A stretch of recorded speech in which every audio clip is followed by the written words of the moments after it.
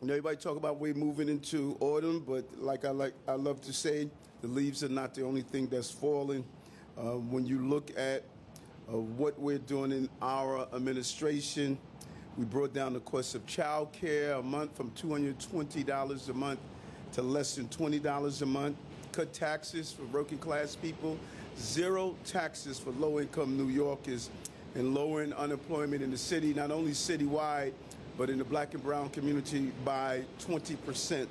And that is why we're declaring this season affordable autumn season, as we look at how we're looking at one of the most important issues, and that's housing.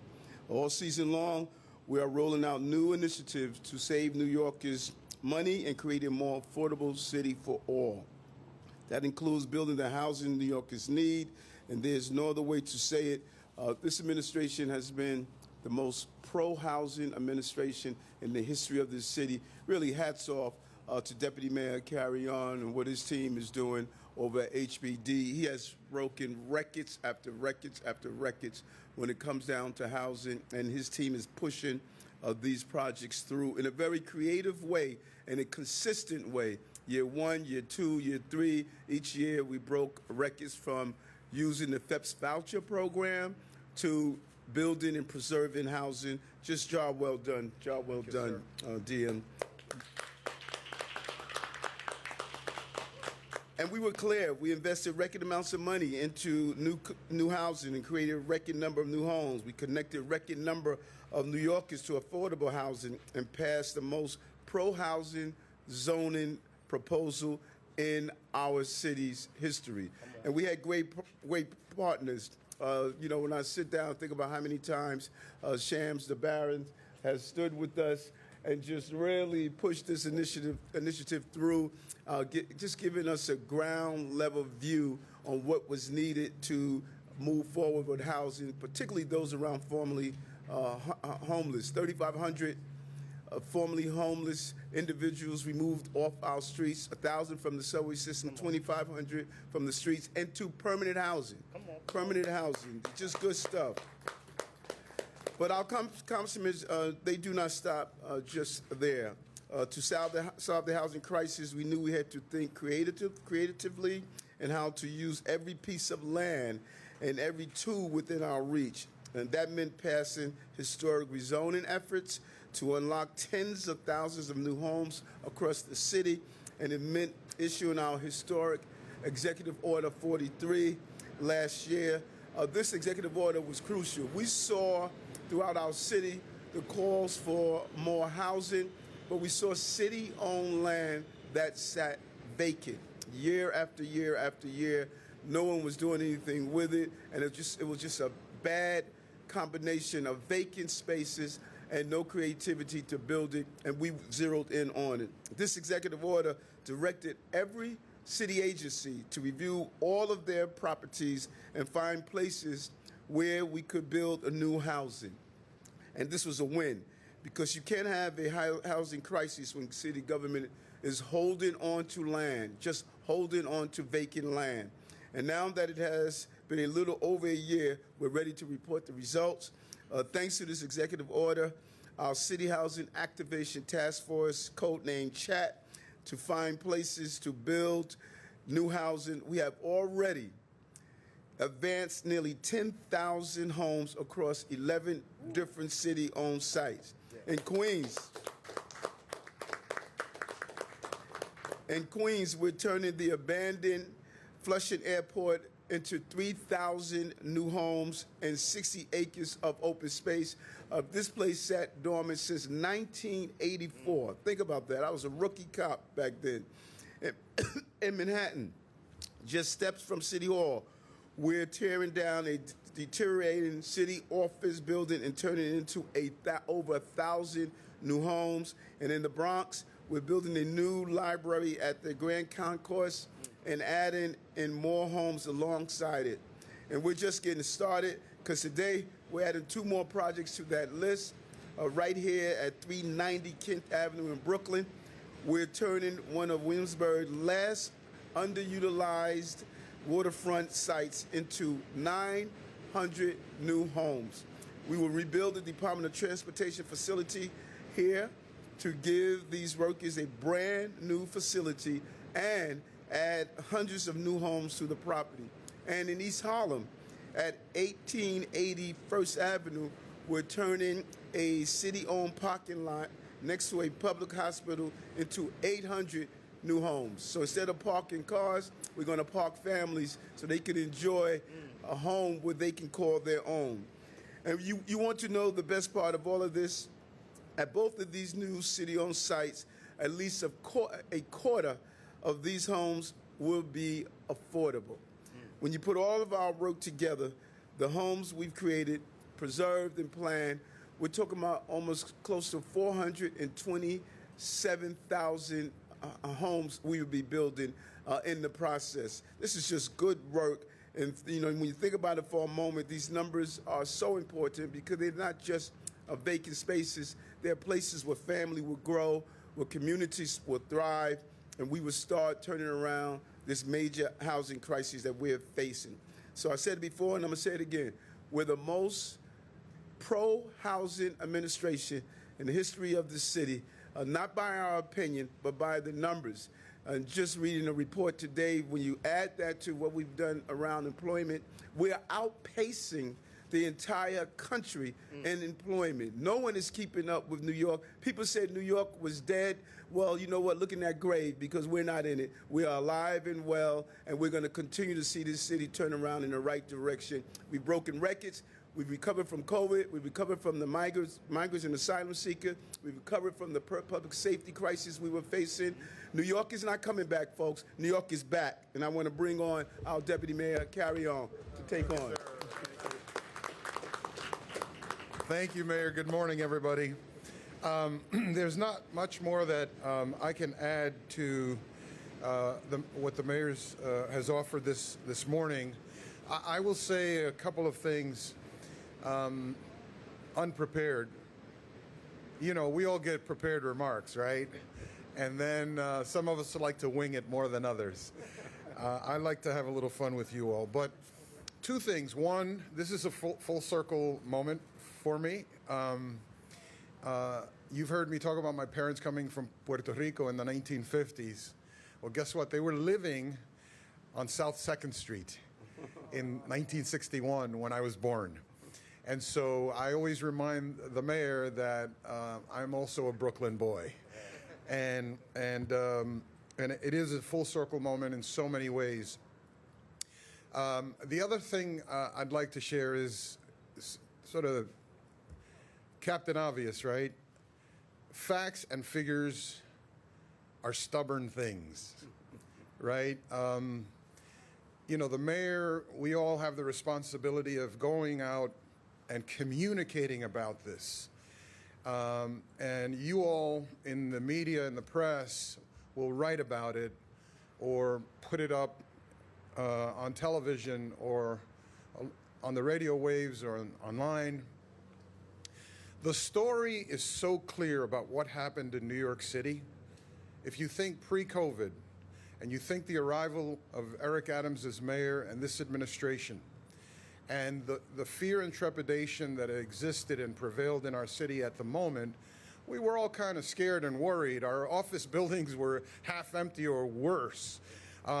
People were going and working remotely and finding new places in suburbs, exurbs, and other places around the country with the assumption that there was no guarantee for the future. And then something magical happened. New York, as usual, came back. There was the energy, the vitality, the attraction of this great city. Generation after generation, people keep coming back because they believe in New York City. And this mayor took the reins, the bull by the horn, and said, we've got to do some very important things. We've got to build housing for working families, for people who want to live in the city, for the people who already live in the city, who might make the choice of leaving, or if they want to own a home, may want to leave to go somewhere else. We have to catch those people and continue to build our economy. And that's exactly what we did. Today, we're still facing a housing crisis. That's not breaking news. 1.4% vacancy rate, that's not breaking news. What is breaking news is bold action that says, create a citywide housing, what's it called again? Activation task force. I like the mayor says, code name chat, you know? City Housing Activation Task Force. But what was the charge? The charge was, hey, we're a landlord here. We're a player in the real estate market, one of the strongest real estate markets on the globe. Let's leverage our position. We have more than 13,000 properties where we might be able to build homes. So the mayor gave us that charge, and I am so glad to be able to be standing on the Williamsburg waterfront in my old hood when I was 0 years old, to announce this opportunity for future generations, that people like us who keep coming to this great global city will have an opportunity to raise their families in a vibrant city. So we're excited about this, and we're excited about entering into a partnership with what I refer to as the host community. We're excited about that because there will be open space, there will be housing, and there will be other assets. And I was telling someone earlier how if you were here 20, 25 years ago, Mayor, it was a little bit different.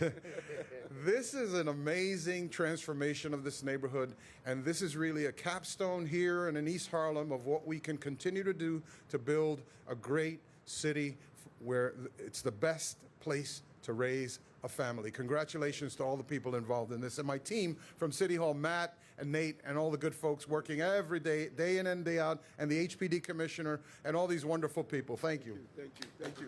Thank you. Well said. Well said. You know, and I think about January 1st, 2022, when we sat in City Hall, and there was just this level of uncertainty, and it just took real bold leadership of all of our agency heads, our deputy mayors, and just said we're going to forge ahead a real future for this city. And the city can't go backwards. We have to continue to move forward, but we could not have done it without real partners who were not being heard throughout the years. And I cannot thank Shams DeBaron enough, who has been a real partner and an advocate for those who were homeless or those who are living in homelessness. And so I want to bring on a real partner, Shams DeBaron.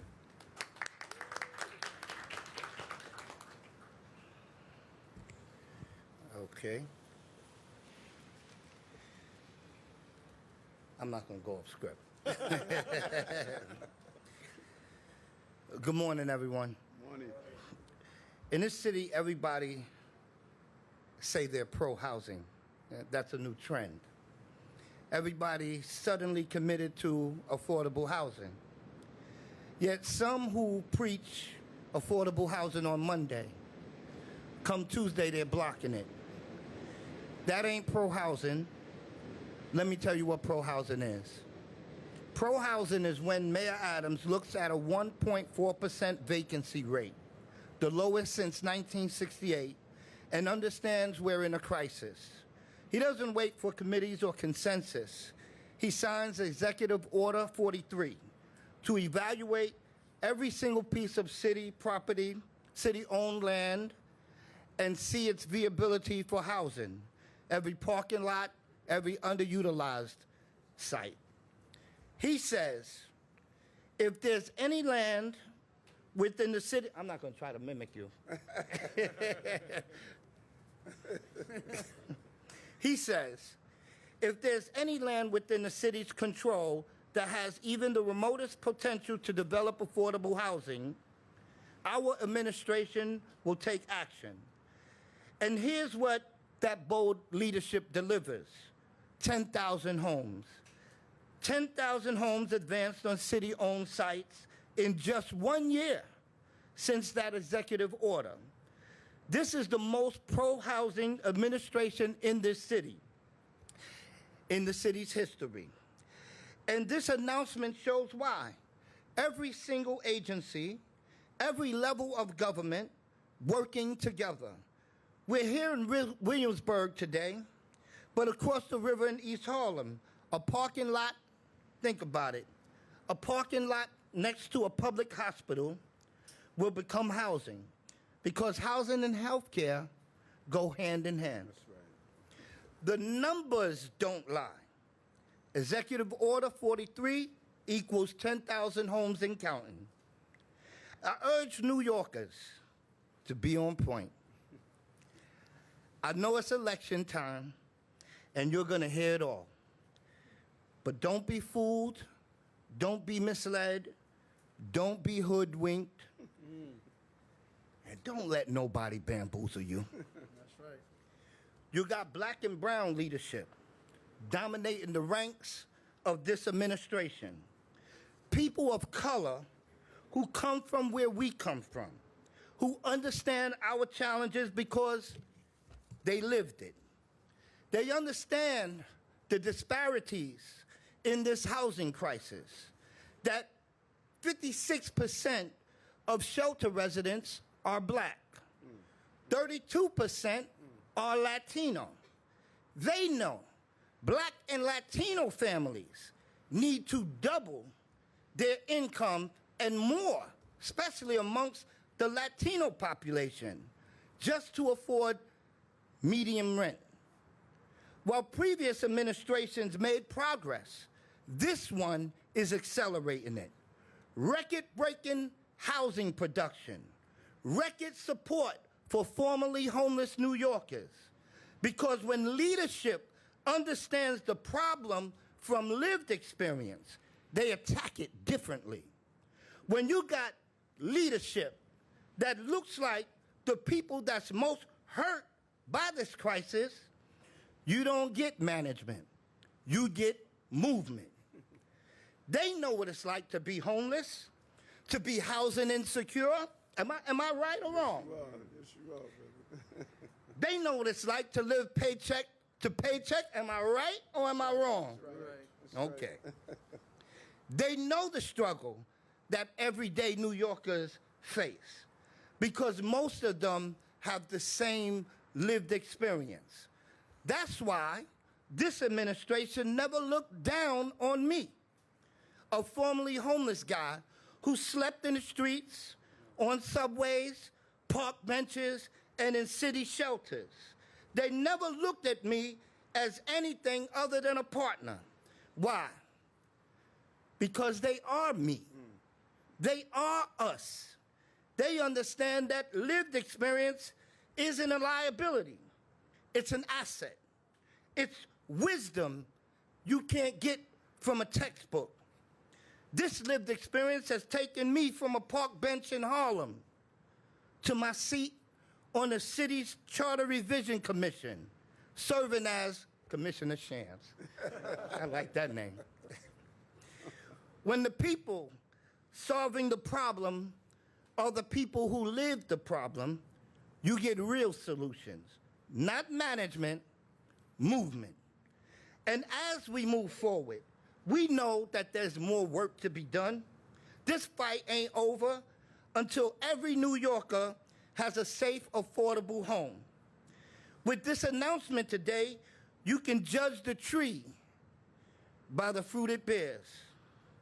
The tree is bearing fruit, 10,000 homes worth of fruit. So thank you, Mayor Adams, for your bold leadership. Thank you to the team. Thank you to Deputy Mayor Adelfo, Commissioner Ahmed, and the HPD team, to all the agency partners, my fellow housing advocates, and every New Yorker that's committed to fighting for affordable housing.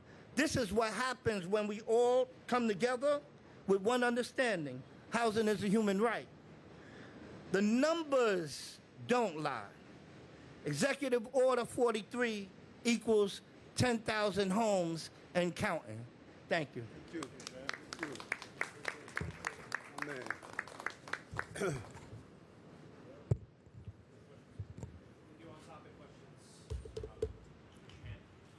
If I ask an on-topic, will I ask an off? You can accent on and off.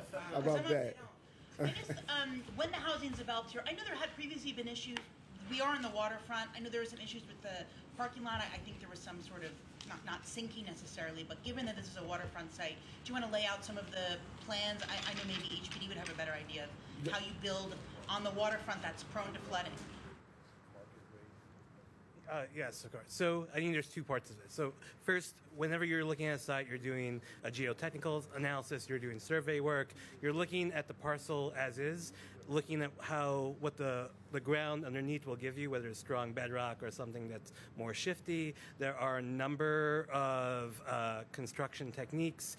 Fill, you can extend the shoreline, you can brace it. There's a lot that's already been done. New York City has a long history of building on its waterfront. We have both our luxury and our most deeply affordable housing on the waterfront. So as part of the course of doing construction, there's a lot of work that we already have established through precedent. Plus, they will engage extensively not only with engineers but with professionals at the Department of Buildings and also the city staff who has owned and operated property along the waterfront has had experience having to repair, rebuild, and make safe. So that experience, plus the precedent of building on the waterfront, plus the existing tools that we have in construction tech, could be applied to make sure that when we're building out, anything that comes next will be safe. Additionally, when you're building, especially now that we know so much more about protecting the water edge and protecting the buildings we have in the waterfront, certain resiliency methods will be applied to keep things like water erosion or seepage that sort of undermines the buildings on the waterfront from happening again. So I think that there is definitely a lot of practices, and especially, not mentioned enough, but a huge part of the work around CHAT is the Economic Development Corporation. I mean, if you think about the work that they've done in Lower Manhattan, on the East Side, in Queens, the raised shorelines work, they have extensive experience as a city agency in thinking about how we better protect and build on the waterfront, and I'm sure all those lessons would be applied to anything that happens here. Any other on-topic questions? Hey guys, thank you all. Let me grab a few of these off topic. I'll make it they've been salivating to get at me for a few days. Marsha, quite well. I want to talk to you about a tragedy that happened in Queens where a 13-year-old kid was shot in the head on the way home from school in Cambria Heights. Yes. The mother is heartbroken, obviously, but is seeking justice and wants the city to find the person who killed her son. I wonder if you could talk about what you would say to this mother, where we are in terms of finding the person who shot the child.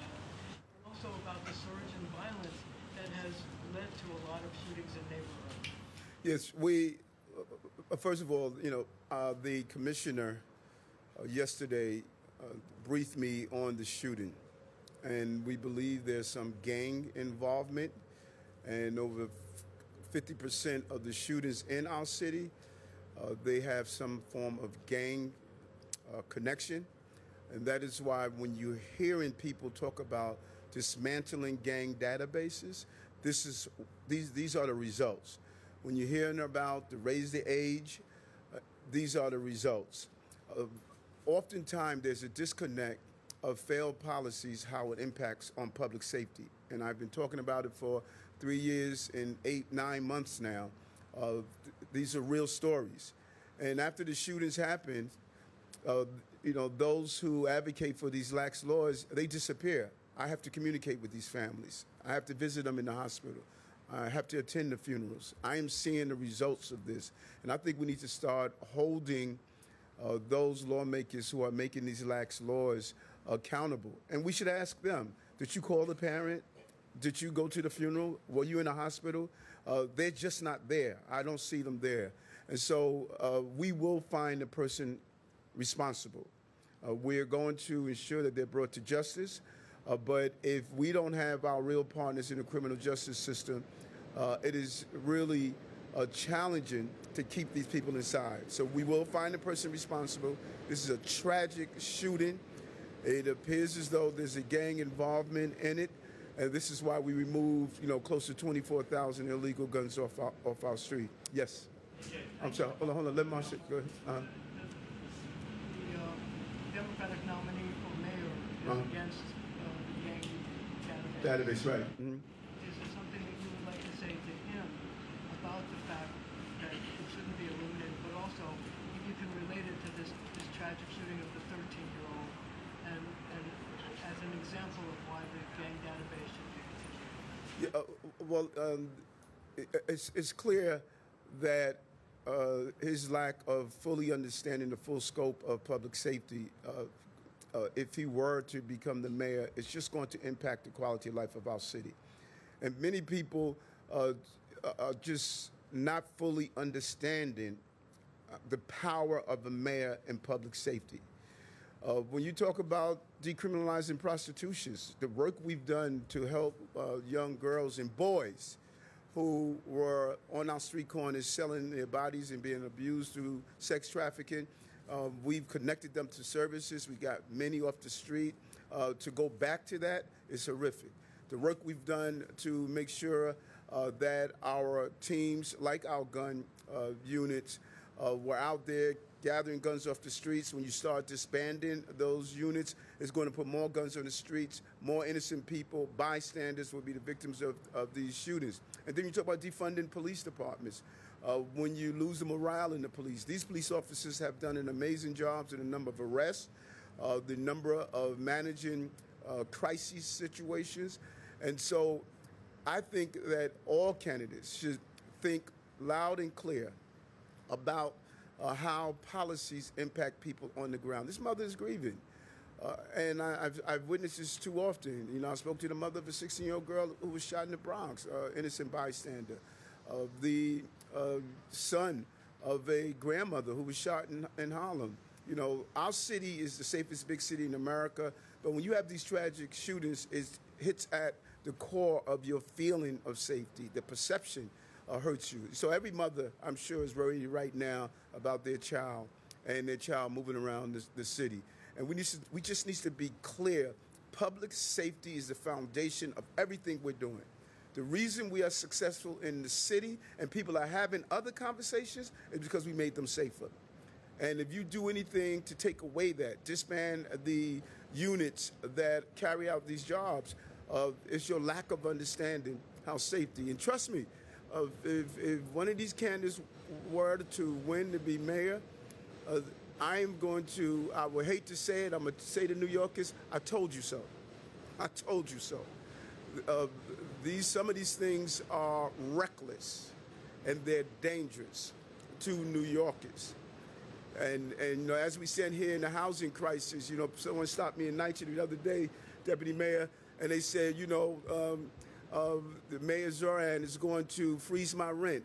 Boy, when folks wake up and realize you can't freeze rent in NYCHA, it's based on your income. You can't freeze rent in Mitchell-Lama. You can't freeze rent in market rate housing. You can't freeze rent. The rent you can freeze is the apartment he has. This is almost comical. Yes, NJ. Good morning, sir. When do you think your campaign is going to catch fire, and what do you think it's going to take? Well, I don't want it to catch fire that it burns up, you know. Listen, when people do an analysis over what has happened during this campaign season, those of you who cover me, you've heard me say over and over again, this is going to be one of the most exciting campaigns in the history of the city. I've said it over and over again. It takes a lot of strategy. This is three-dimensional chess because the pieces are moving so rapidly. And people were clear in 2021, and they're clear now. You can't beat Eric at the polls. No one campaigns like me. No one knows how to put the strategy together. So wiser people say, well, we have to figure out how do you beat Eric. You can't run a campaign without money. I mean, that's just the bottom line. Last race, I spent almost $8 million. They were independent campaign expenditures that were spent because people really understood my message of public safety. This campaign, going into the race, I lost $4 million. We're in court right now fighting with the Campaign Finance Board to get our $4 million. $4 million, 50% of what we can spend. And then for the last 7 weeks, I think we're going into the 8 weeks now, each week, people said Eric is leaving tomorrow. Eric is going to Saudi Arabia. Eric is going to HUD. Eric is going to meet Donald Trump at the game. Eric is this. Eric is that. For 8 weeks, when I go to my funders, they say, Eric, we thought you were in Saudi Arabia. My campaign has been decimated. So my ability to raise money, my ability to get the money that I raised already, people cut my legs off and stated that, you know, the money you could use to communicate with your voters, because the purpose of the money is not to keep it in your pocket. It's to allow me to do mailings. It's allowed me to pay for door knockers. It's allowed me to make sure I go out and hand out flyers, pay for staff, all of that. And so we have been just undermined with a very coordinated effort. Let's shut off his oxygen, the money, and then he won't be able to breathe. So the reason we can't catch fire the way we want to, because in order to catch fire, you need oxygen. And my oxygen has been shut off. And so my team has been sitting down the last few weeks to say, how do we strategize? Let's win this court case. Let's continue to hammer the pavement to get the dollars we need to communicate what we want to communicate. And that's what we're doing. We're playing the strategy of this, and we're going to continue to forge ahead. Mr. Mayor, yesterday Curtis Sliwa said that he was continually approached by the Cuomo campaign and members of, corporate likes offering money to drop out. He said that you were offering money to drop out as well, and he said he bets any minute that you'll drop out. What is your response to that? Wasn't he saying that 3 months ago? 3 months ago. Listen, the only fact about Curtis Sliwa is that Curtis Sliwa is a liar. That's the only fact. Any other fact of a red beret, cape wearing, 100 cats in a studio, come on, Curtis Sliwa. It's almost laughable whenever we quote anything from Curtis Sliwa. He doesn't take the city seriously. I could only, if he were to be mayor, I could only imagine what Gracie Mansion would look like with all of those litter boxes all over the place, and him running around with his matching red beret in each room in each color. Come on. Have you been offered money? No one has not offered me money to leave the race, and we would not accept it if it was offered. That's not how you run politics in the city. Whoever has the best ideas to communicate with voters, who voters will decide. And voters right now, there's a combination of things, particularly in New York, that I believe have voters on edge. The place is darn high. It's expensive. And when you give those false promises, that, I'm going to reduce the price of bread, I'm going to freeze your rent, all of these things that you can't do, that's unfair. Because Zoran is smart. And if he was unknowledgeable about the powers of the mayor, then you could say, well, he's just unknowledgeable. But when you are smart and you understand the powers of the mayor, and you're going out and having NYCHA residents feel as though you're going to freeze their rent, and Minchalama residents feeling that way, and market rate people feeling that way, then you're no longer doing it on the point of ignorance. You're doing it on the point of being diabolical. And that's hurtful. When you wake up January 1, 2026, and you realize that, hey, your rent is not being frozen. Now what do? Hey, he did not bring down the cost of bread. He did not, make sure that your grocery bills are lower. Mayors don't have that power to do that. And to forcefully tell people that, I think about my mom raising the six of us, giving these false promises that they cannot deliver on. I didn't give false promises. I said, we're going to save $30 billion for working class people. We're going to pay off your medical debt. We're doing that. We're going to lower the cost of child care. We're doing that. We're going to pay the college tuition of foster care children. We're doing that. We're going to make sure we have pre-K in place. We're doing that. We're going to make sure we have universal after-school program. We're doing that. We're going to pay NYCHA residents and other low-income New Yorkers internet bill, high-speed broadband bill, $159 a month they're saving. We're doing that. What I promised, I delivered. He's promising things he can't deliver. It's not because he doesn't know that. No, go ahead. Give him some more. Because I'm on the roll. You know what I'm saying? I'm on the roll. Yes. Yes, go ahead. I haven't gotten a single question. I wanted to ask you, Yes. today the city council is planning to pass the Just Home project. You were initially for it. Right. You've constantly talked about if we try to bring single black men into communities, Right. people are always against them. Why are you now pulling your support for that critical project? Okay, first, two things. Number one, I'm happy you acknowledging that I always point out that point, you know? And so we are not, black men will still be housed in that location. And we're getting more housing, and we're going to continue to build housing in that area of the Bronx. The Bronx has been oversaturated with these alternative sort of housing. You know, people with drug abuse, people with mental health. The Bronx has done their share. So we're not moving away from that housing of black men. What we were able to work out with the council person who's there is that she was saying, hey, can we not do just those who are leaving Rikers Island? We were unfair to her. Those who gave her the proposal before, they said this will only be those who are dealing with chronic conditions, that they're going to be housed there. Then there was sort of a bait and switch, and that's not fair. If I promise you something, I'm going to live up to it. So that would still be a shelter. It just won't be people leaving Rikers, going right into that community, and we were able to come up with a better deal for us, and we are making sure that the project go forward. Now, what the city council is doing is just grandstanding. They can't, their recommendation is not going to impact on what we do with that project. You know, so it's just grandstanding, and it's not of substance. Now, what is of substance is what Adrienne Adams did on trying to usurp power in the middle of the night by passing legislation that empowers her with more power. You know, all these people who run around here with this, you know, we want to be fair, transparent democracy, then why are you doing those types of games? So we still would be housing people at the Just Home project, and they cannot compel us to move forward. Yes. I have a colleague that's working on a story about Rikers. If you get a second term, how would you deal with Rikers and the receiver, and how do you handle the closure of the jail complex? Handle the what? The closure of the jail complex. Okay.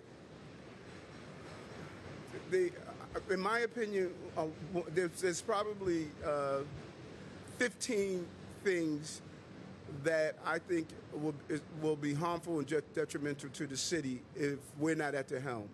And Rikers Island is one of them. The closure of Rikers with the current plan is probably one of the things that lack the most common sense I could ever imagine. 7,400 prisoners are there, 7,400. It started out with $8 billion.